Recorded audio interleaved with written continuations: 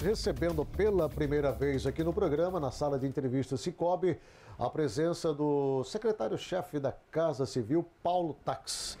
Doutor Paulo Tax, seja bem-vindo conosco, obrigado pela sua presença aqui. Eu que agradeço, Agnello, agradeço por ter me convidado. É a primeira vez que participo desse programa com você. Fico muito satisfeito de estar aqui falando com os seus telespectadores e toda vez que você me convidar eu venho. Aliás, eu quero dizer a você que uma das minhas intenções é frequentar os programas de entrevista, tanto na TV como nas rádios, porque eu acho que uma função do agente público é dar satisfação à sociedade. E eu não vejo, Agnello, um canal melhor para isso do que aqui, olhando para a câmera, falando com você, num programa que traz todos os dias para o telespectador as notícias que interessam. Então, eu quero já deixar isso aqui, toda vez que você me convidar, eu venho aqui. Muito obrigado, desde já.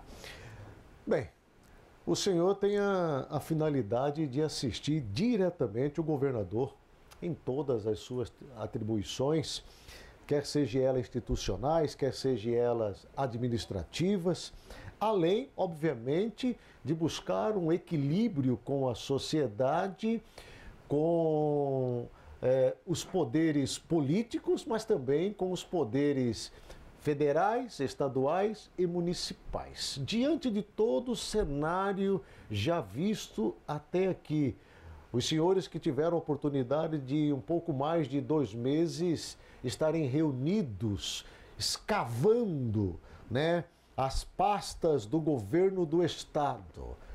Qual é a impressão e a expectativa desse novo governo? A primeira impressão que nós tivemos com a transição, e você usou uma palavra que ela reflete bem o que nós tivemos que fazer para que nós tivéssemos informações. Escavar. Tivemos que buscar, tivemos que correr atrás da informação, das informações, dos números. Infelizmente, o período de transição não nos foi passado, não nos foram passadas informações suficientes. Isso contraria, inclusive, a fala do próprio ex-governador Silval Barbosa, que disse que abriu as portas de todas as secretarias, determinou para que tudo fosse apresentado, a pedido dessa equipe de transição. Então, isso não aconteceu. Não da forma como foi falado, não. Nós tivemos dificuldades para acessar as informações. Então, essa foi a primeira impressão. A segunda, já dentro do governo, foi a primeira e a mais estarrecedora. Os valores encontrados na conta. Ninguém, absolutamente ninguém esperava que fôssemos encontrar nas contas do estado de Mato Grosso R$84 mil. Eu não tive acesso a esse extrato e nós até mostramos. Eu não sei se até a produção puder colocar aí aquela fala do governador Silval Barbosa, porque no dia da posse do governador eleito Pedro Tax, o governador Silval Barbosa, ele fez uma declaração e nós temos essa declaração. Está no ponto? Está puxando lá, hora que tiver no ponto, coloca para mim, por favor, me avisa. Onde ele disse que deixou já encaminhado mais de 4 bilhões de reais em contratos assinados, em verbas já alocadas, e dentro do cofre mais de 800 mil reais. Está no ponto? Acompanhe a fala do governador na tela. Deixei aí mais de 4 bilhões e meio de reais em convênios na conta e mais 800 milhões de reais em várias contas do Banco do Brasil e Caixa Econômica. Entreguei todos os extratos, ontem no final da tarde para o governador Pedro Tax. Quando ele foi ao meu gabinete, eu falei, aqui está a chave, o senhor pode assumir que agora eu comando esse.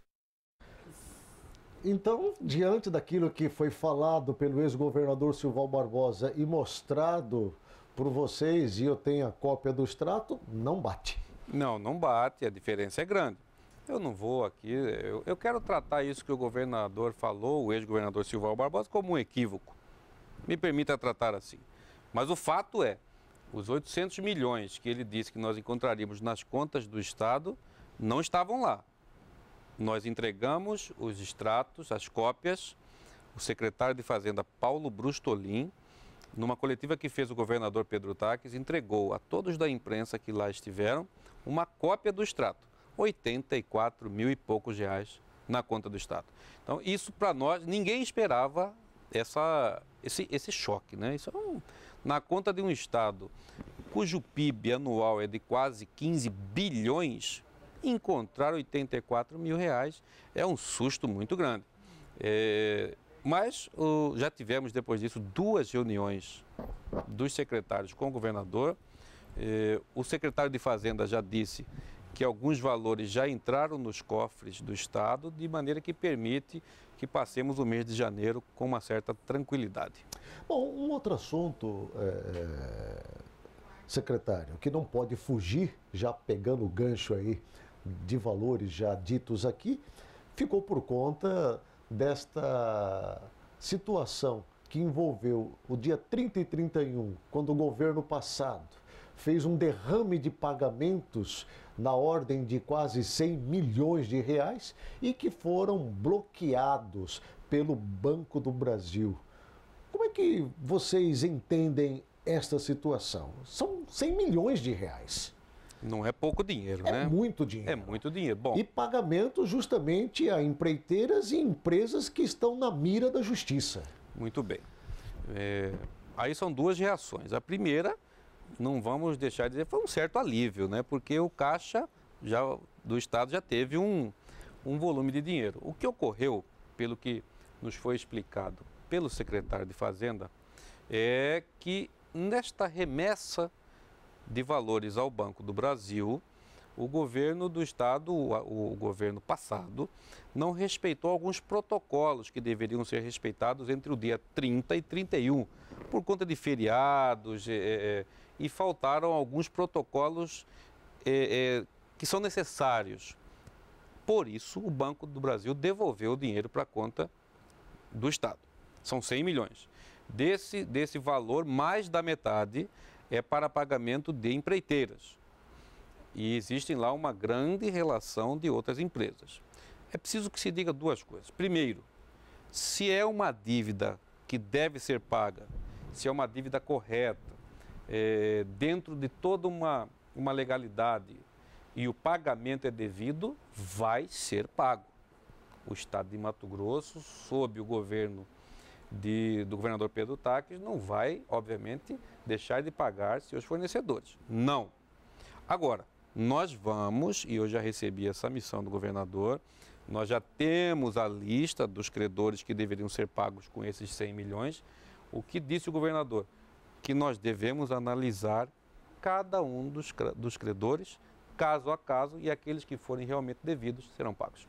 Bem, falando em contratos, uma das solicitações do governador Pedro Taques, junto à Casa Civil e demais secretarias, é que todos os contratos, pelo menos de 13 secretarias da gestão passada, sejam auditados, ou seja, sejam revistos.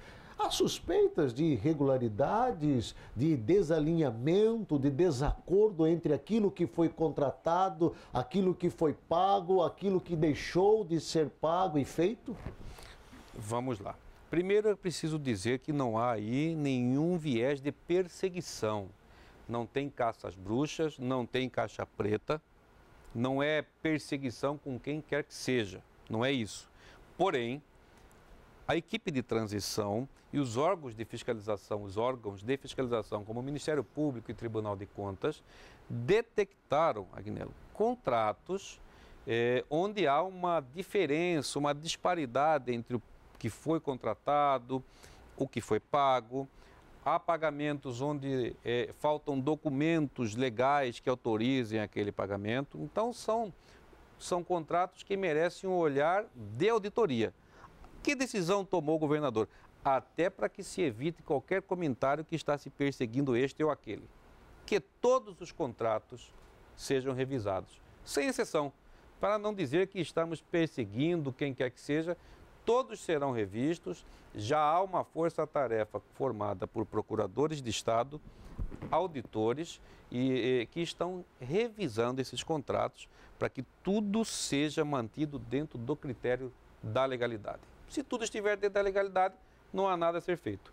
Aonde for detectado indícios de irregularidade e de ilegalidade, serão remetidos aos órgãos de controle externo, Ministério Público, Tribunal de Contas do Estado, para que tomem as providências. Ao longo desses últimos anos, dos dois governos, tanto Blairo Maggi, depois Silval Barbosa, o Estado se notabilizou pelos escândalos, a começar lá dos maquinários, os 44 milhões, terminando agora com a edição extra, passando pela SECOM, onde inúmeras empresas foram altamente beneficiadas. Isto, de certa forma, para o Estado de Mato Grosso, nesse momento, para que seja feita esta sondagem, o Estado para, nesse momento, esperando os resultados para que possa ver o que fazer daqui para frente? Não, o Estado não pode parar, não é isso? Essas investigações às quais você se refere realmente ocorreram nos últimos 8 anos. E são investigações que estão sendo feitas, algumas já terminaram e os processos judiciais já foram feitos, ações penais, ações de improbidade, algumas ainda estão na esfera policial. O Estado não pode parar, Agnello. O Estado não pode parar em virtude das investigações. Aliás, as investigações dessa natureza estão ocorrendo em Mato Grosso e no Brasil inteiro. O Brasil, de uma forma geral, Mato Grosso, de uma forma particular, estão passando por momentos de transformação. A sociedade está cansada. O cidadão, desde o ano passado, com manifestações populares, já está dizendo chega. O Brasil e Mato Grosso estão mudando. E quem não acompanhar essas mudanças, eu disse isso no dia da posse, vou repetir aqui. Quem não acompanhar, o agente público que não acompanhar essa mudança, será engolido por essa onda de civismo e de decência que está tomando conta do Brasil e de Mato Grosso. Mas respondendo novamente a sua pergunta, o Estado não vai parar, as investigações vão ocorrer, estão ocorrendo e os órgãos responsáveis é que devem cuidar disso. O governo do Estado tem que cuidar para que Mato Grosso ande e que as políticas públicas cheguem até o cidadão. Uma das grandes preocupações demonstradas, apresentadas para a sociedade durante o período eleitoral da campanha do governador Pedro Táxi foi o combate à corrupção.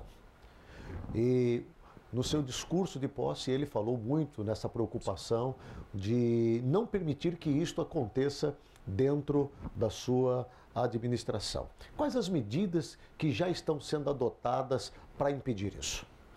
A primeira delas foi, eu posso dizer isso com absoluta tranquilidade, a escolha daquelas pessoas que vão estar à frente das pastas. O governador as escolheu e levando-se em conta alguns critérios, como o critério de preparação, de preparo técnico, preparo profissional e a história de vida da pessoa. Né? Uma história que ele fez questão de avaliar a idoneidade de cada um deles. Quando você escolhe uma pessoa que tem uma história de vida voltada para a ética, a probabilidade de dar certo é muito maior. Esse foi o primeiro ponto. O segundo ponto, o governador fez questão de criar um gabinete de transparência e combate à corrupção. É uma coisa que, a rigor, não precisaria ser criado, né? O agente público tem a obrigação de se pautar pela ética e pelo espírito republicano.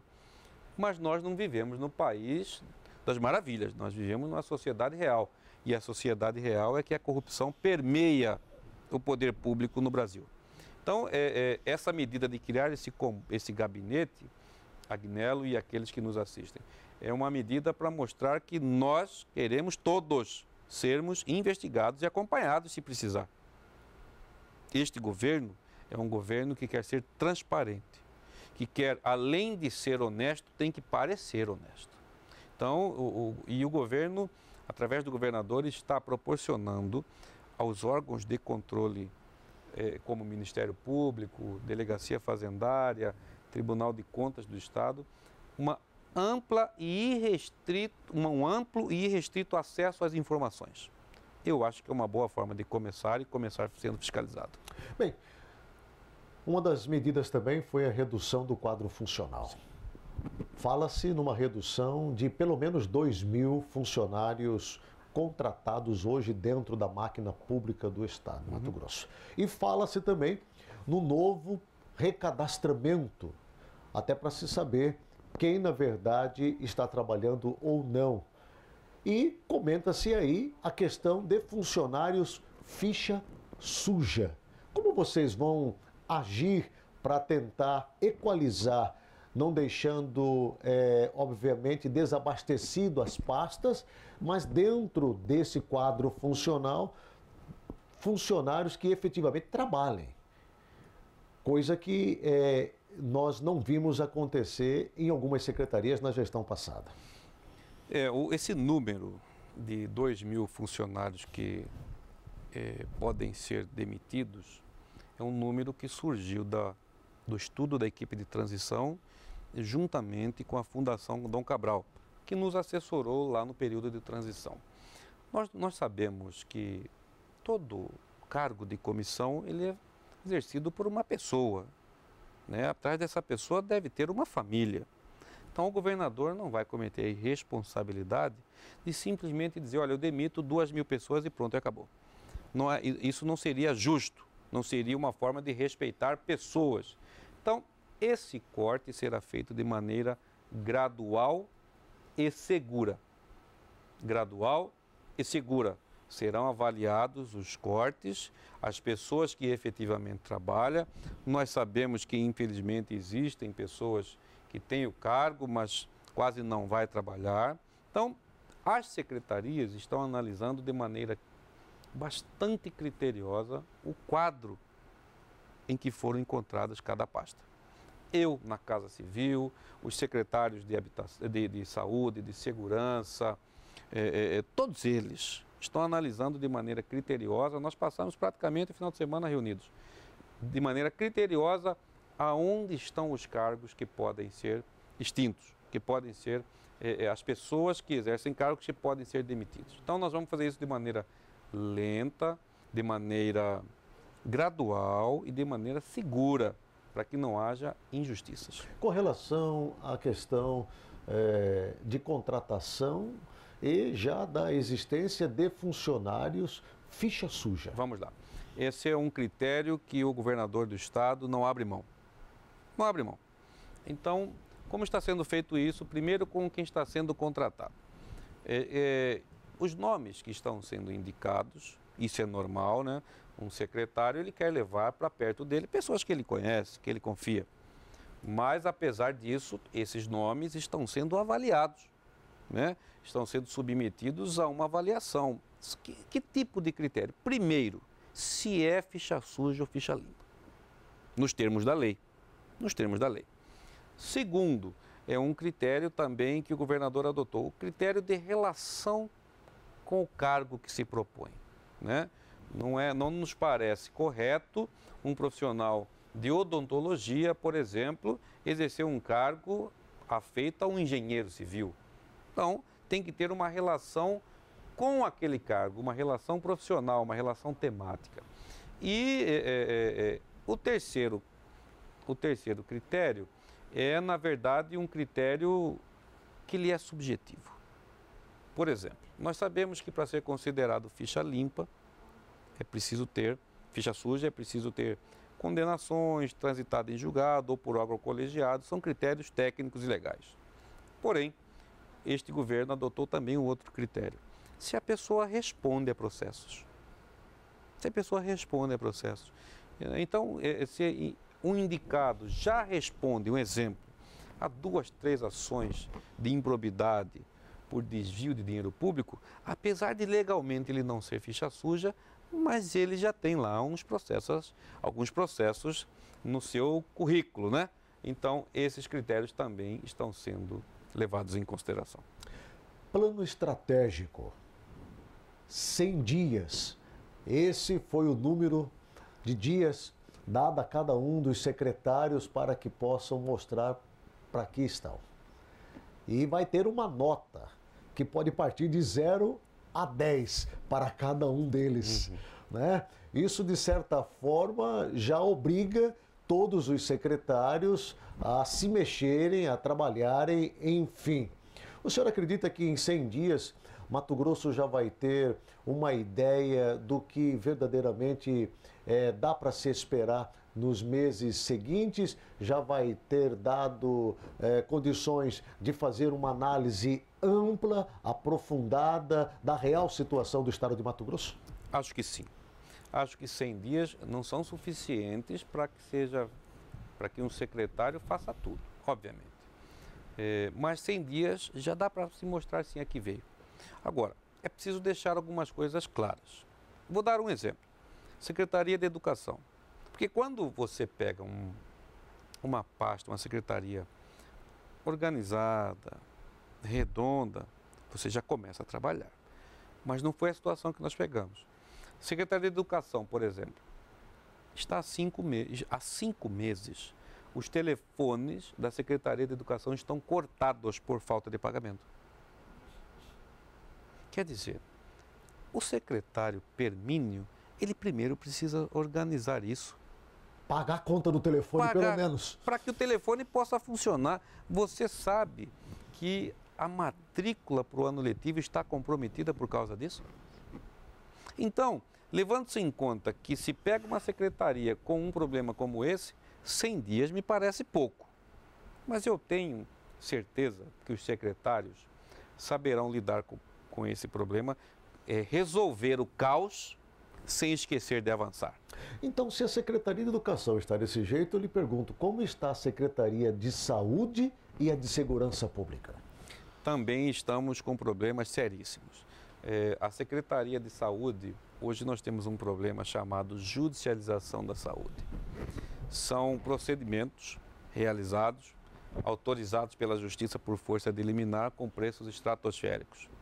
Temos lá uma quantidade grande de exemplos. Eu mesmo vi documentos que mostram uma cirurgia de joelho, que normalmente custa aí de 5 a 6 mil reais, onde o Estado pagou quase 100 mil reais. Então, é um problema que está... Esse problema, Agnello, das liminares na saúde, está literalmente sangrando o Estado. E quais são as medidas já previstas para poder estancar essa ferida? Já fizemos uma reunião com o Poder Judiciário, através do gabinete da presidência do tribunal, com os juízes responsáveis pelas varas da Fazenda Pública, junto comigo, Casa Civil, secretário de Saúde, Procuradoria-Geral do Estado. Vamos montar uma força-tarefa para atacar especificamente esse ponto. Porque eu tenho certeza que, estancada essa sangria, a Secretaria de Saúde vai ter condições financeiras de fazer uma série de outras coisas. Por exemplo, o governador Pedro Taques disse que tem como um projeto estratégico e urgente a construção de um hospital regional em Cuiabá com cerca de 300 leitos. Já se fala, inclusive, da possibilidade da não construção ou transformar isso em uma outra ação. Em virtude da dura realidade que encontramos. Mas ainda não abrimos mão disso, não. E ele se chama estratégico e para isso também foi criado um gabinete de projetos estratégicos. Estratégicos são projetos que têm urgência, que têm emergência.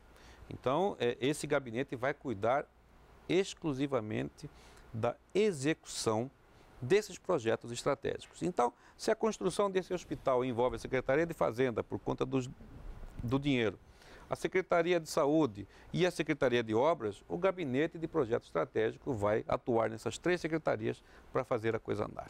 O que vai ser prioridade, secretário? Prioridade. O que é prioridade agora, nesse momento? Falando em prioridades, nós temos aí problemas em várias áreas, questão social, questão da área da saúde, segurança, educação, enfim, a coisa não para por aí. Mas o que vai ser prioridade nesse momento, uma determinação do governador Pedro Taques? São 3 coisas. E essas 3 coisas, se nós dois agora sairmos aí na rua, e perguntarmos para qualquer cidadão, nós vamos ter resposta. Saúde, segurança e, por conta do período de chuvas, as estradas. Essas são as prioridades agora. A saúde não espera, quem está doente não espera. O nosso pronto-socorro, eu não preciso dizer aqui, qualquer cidadão sabe. A nossa segurança, Cuiabá e Várzea Grande, você sabe disso. Se transformou num verdadeiro barril de pólvora. De pólvora. Então, essas prioridades qualquer cidadão sabe. E sabe por quê? Porque sente na pele. Verdade. Sente na pele. Então, não tem nenhuma reinvenção da roda aí. As prioridades, as emergências residem aí. Na saúde, na segurança e nessa questão das estradas, por conta das chuvas do período chuvoso, o secretário Marcelo Duarte está enfrentando uma dificuldade grande. Ontem mesmo nós tivemos uma reunião à noite no gabinete do governador, ele nos trouxe o mapa de Mato Grosso com as situações de emergência, mas já estão sendo tomadas algumas medidas. Mas essas são situações de emergência que todos conhecem. Existem aquelas que o cidadão não conhece, mas que o atinge também, como é essa que eu disse da educação, que pode atingir até a matrícula para o ano letivo. Então, eu digo com absoluta tranquilidade, tudo hoje no Estado é uma situação de emergência. Eu vou para um rápido intervalo comercial, mas volto na sequência com a entrevista com o secretário-chefe da Casa Civil, Paulo Táxi. Eu vou falar com ele sobre Secopa, vou falar com ele sobre um grande movimento, uma carta contrária aí ao Ministério Público do Estado, né? Vamos falar daqui a pouquinho sobre isso daí. É rapidinho, logo após o intervalo comercial.